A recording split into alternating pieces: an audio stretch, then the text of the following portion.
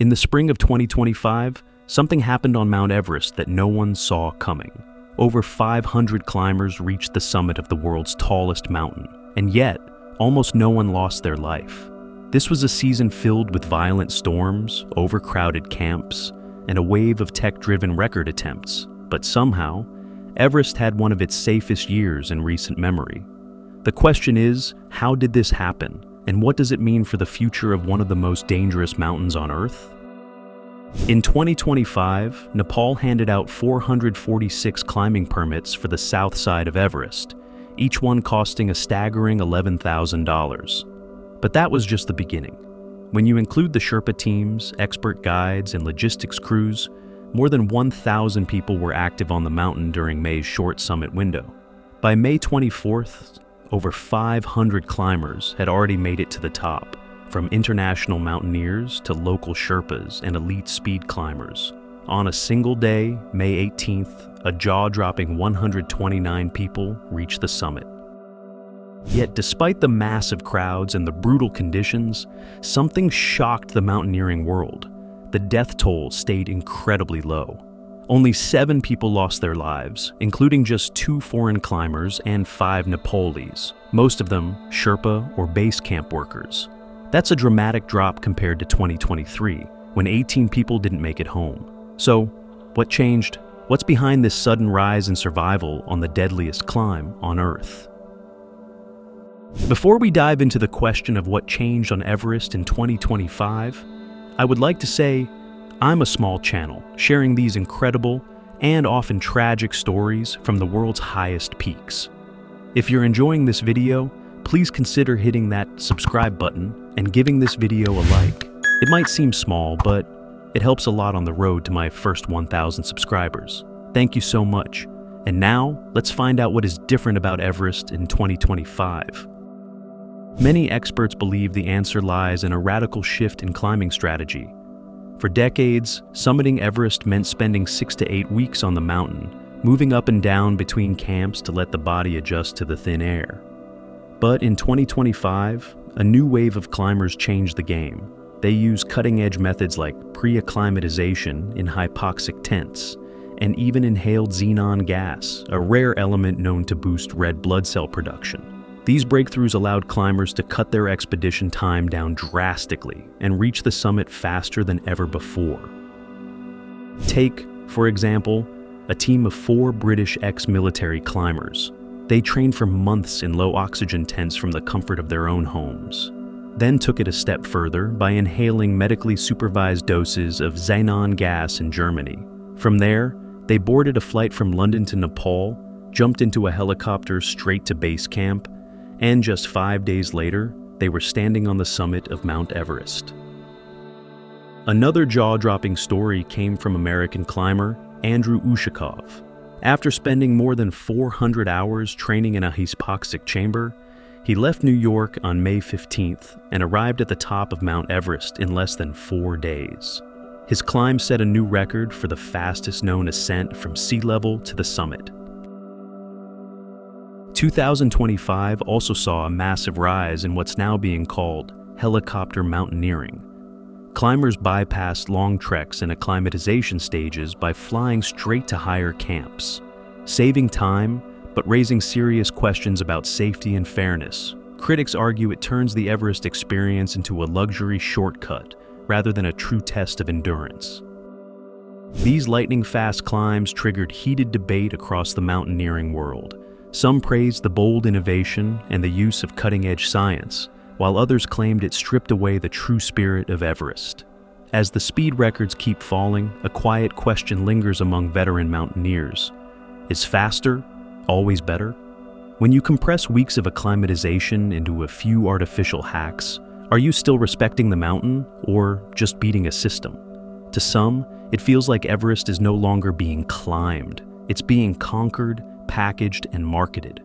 Whether you admire it or criticize it, one thing is clear. A new era has begun, where climbers can now reach the summit and be back home in under a week. Alongside the record-breaking speed climbs came some truly historic milestones. Nirmal Nimsdai Purya the legendary mountaineer who stunned the world in 2019 by summiting all 14 of the planet's 8,000-meter peaks in just 6 months, returned in 2025 with an even more ambitious goal. He launched what he calls the Hat-Trick Challenge, aiming to climb all 14 of those deadly peaks not once, not twice, but 3 times. On May 21st, he reached the summit of Kanchenjunga without using bottled oxygen, marking his 49th 8,000-meter peak and his 21st summit without any supplemental oxygen at all. Just 2 days later, Neela Kiani made history of her own by becoming the first Pakistani woman to summit 12 of the world's 14 highest peaks. She's now on the verge of joining one of the most exclusive clubs in mountaineering. Fewer than 60 people on Earth have ever conquered them all. But what makes her story even more inspiring is who she is. Neela isn't a full-time athlete. She's a banker, a mother, and a former national boxer, proving that world-class strength doesn't just come from training, it comes from heart. More groundbreaking ascents soon followed. Ava Steinwald, at 62 years old, became the oldest American woman ever to stand on top of Mount Everest. But the very next day, her 17-year-old friend Emma Schwerin made history of her own, becoming the youngest American woman to reach the summit. With that climb, Emma also completed the 7 summits, conquering the highest peak on every continent, all before her 18th birthday. Kyrgyz climber Azil Bibajisheva and Indian home baker turned mountaineer Safrina Liev had also carved their names into the history books, becoming the first women from Kyrgyzstan and Kerala to reach the summit of Everest. Their stories of grit and determination lit up headlines and inspired thousands in their home countries. But even with all the records, tech, and triumphs, Everest hasn't changed its true nature. It's still one of the most dangerous places on Earth. In late May, a powerful cyclone formed off the Bay of Bengal, forcing teams to scramble for the summit before weather windows slammed shut. High winds battered the slopes, and overcrowding reached critical levels. Photos showed climbers stuck in traffic jams deep in the death zone, where even a minor delay could mean disaster.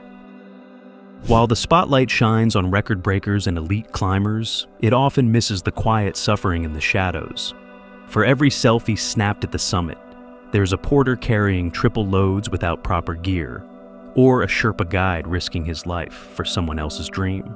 These untold stories deserve just as much attention, because without them, no summit would ever happen.